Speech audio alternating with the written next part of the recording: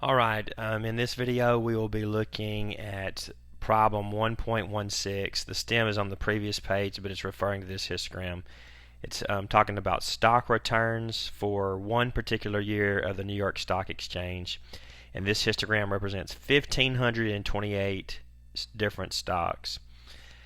The x-axis, what we're looking to graph, is the percent total return. The y-axis, previously with our histogram, it has been simply a count, but this time it's a percentage on the y-axis. Alright, A says describe the overall shape of the distribution. Well, we talk about two shapes, symmetric and skewed. This distribution is fairly symmetric. If you drew a line right down the middle here, it would be pretty similar on the right and left. Now, when we talk about symmetry in statistics, it's not like in algebra. In algebra, we say a parabola is symmetric. It's perfectly symmetric.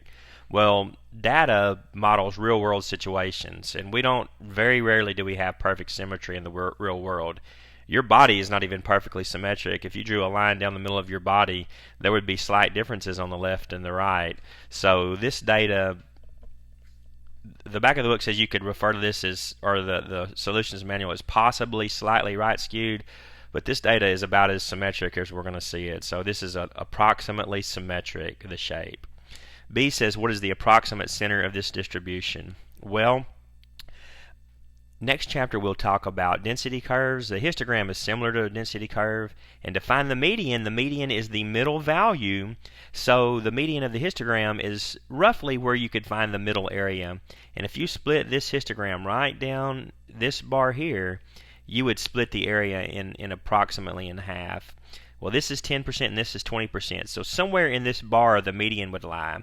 We can't know for certain if it is at 15. They might be all 11% in here, or all 19%, but we do know it is from 10 to 20. The back of the book reports 15, and I don't think we can say that. We can say it lies from 10 to 20%. The middle of the distribution will be somewhere in this bar, in the 10 to 20% range. C, approximately what are the smallest and largest returns? Well, the smallest return would be in here from negative 60 to negative 70. And the largest return would be from 100 to 110%. That is, the smallest return, they lost more than half the value of the stock, and the largest return more than doubled the value of the stock. So they did very well. These did remarkably poorly. D, a return less than 0 means that an owner of the stock lost money. About what percent? So we need to sum all the bars below 0.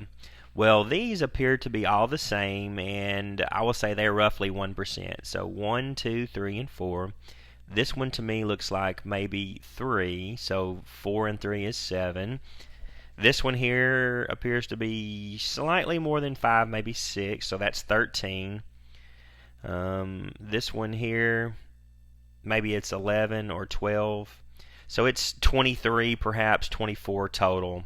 I believe the back of the book reports 23, so we'll go with that. Approximately 23% lost money. Okay, so the answer to these problems, this is 1.16. The distribution is approximately symmetric, not perfectly symmetric. All right, that does not exist with real-world data, perfect symmetry.